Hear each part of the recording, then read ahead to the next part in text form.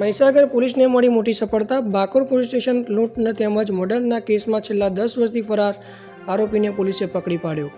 Mahisagar SOG ટીમે ગુપ્ત માહિતી આધારે આરોપીને કાબૂમાં લીધો હતો। આ કેસને લઈને લાંબા સમયથી તપાસ ચાલી રહી હતી, પરંતુ આરોપી સતત પોલીસને છુપી રહ્યો હતો। છેલ્લે પોલીસે કડક કાર્યવાહી કરી અને આ ખૂનીને કાયદાના કટઘરામાં ઊભો કર્યો। આ કાર્યવાહી બાદ પોલીસ તંત્રમાં ખુશીનો માહોલ જોવા મળી રહ્યો છે। અત્યાર સુધી પોલીસે આરોપી પાસેથી મહત્વપૂર્ણ માહિતી મેળવી છે, જેના આધારે આગળની તપાસ આગળ।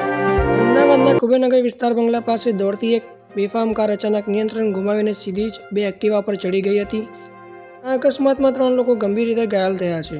મળતી માહિતી અનુસાર અકસ્માત એટલો ભયંકર હતો કે એક્ટિવા ઉપર ઊભેલા લોકો છટકી પડ્યા। લોકોએ તરત જ દોડીને ઘાયલોને બહાર કાઢ્યા અને હોસ્પિટલ ખસેડાયા।